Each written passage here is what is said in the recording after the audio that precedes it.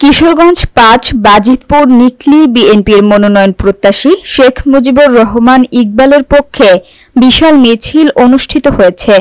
বিস্তারিত থাকছে কিশোরগঞ্জের বাজিতপুর থেকে জামাল উদ্দিনের প্রতিবেদনে। কিশোরগঞ্জ ৫ বাজিতপুর নিকলি বিএনপির এমপি পদপ্রার্থী শেখ মুজিবুর রহমান ইকবালের পক্ষ হইতে এক বিশাল মিছিল অনুষ্ঠিত হয়। মিছিলের নেতৃত্বে ছিলেন বাজিতপুর উপজেলা বিএনপির সাধারণ সম্পাদক মনিরুজ্জামান মনির, বিএনপির সিনিয়র সহসভাপতি মোস্তফা আমিনুল হক। আরও উপস্থিত ছিলেন যুবদল, ছাত্রদল, স্বেচ্ছাসেবক দল, কৃষক দল, শ্রমিক দল, তাঁতি দল, ওলামা দল, শহীদ জিয়া স্মৃতি সংঘ এবং জাসাস সহ সকল অঙ্গ ও সহযোগী সংগঠনের উপজেলা এবং ইউনিয়নের নেতৃবৃন্দ।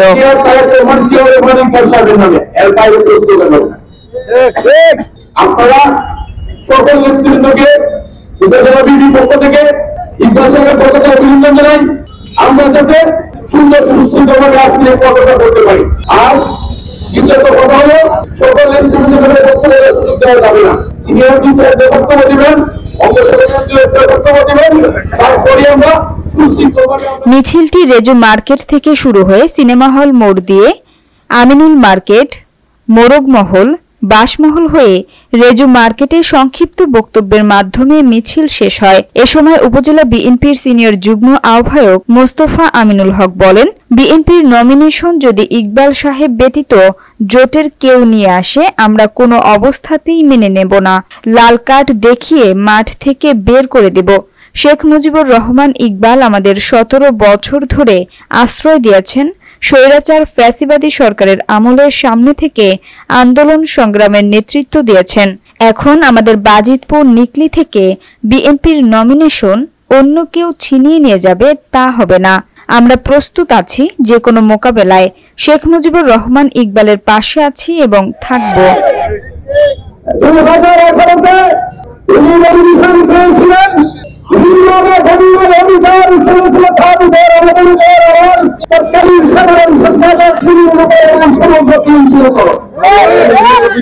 আমরা সহ্য করেছি। আমরা আমাদের এখানে যে লোক আছে পালিয়ে যায়নি। ইকবাল সাহেবের জন্য আবার যদি আমাদের সংগ্রাম করতে হয় তাহলে আফসোসের বিষয়। আমরা যদি কেউ বাজিতপুর উপজেলা বিএনপির সাধারণ সম্পাদক মনিরুজ্জামান মনির বলেন, স্বাধীনতার পর থেকে বাজিতপুর নিকলিতে যত নির্বাচন হয়েছে বিএনপির মনোনীত পদপ্রার্থী ধানের শীষের নেতৃবৃন্দ এমপি হয়েছেন।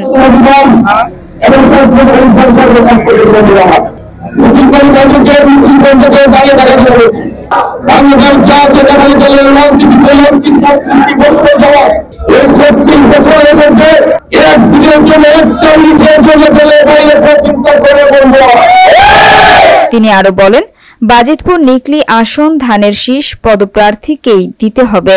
বিএনপির বাহিরে কোনো জোটের প্রার্থী দেয়া যাবে না। বিএনপির বাহিরে যদি জোটের কোনো প্রার্থী দেয়া হয় তাহলে বাজিতপুর নিকলির জনগণ কিছুতেই মেনে নেবে না। মিছিল শেষে অঙ্গ ও সহযোগী সংগঠনের অনেকেই সংক্ষিপ্ত বক্তব্য রাখেন।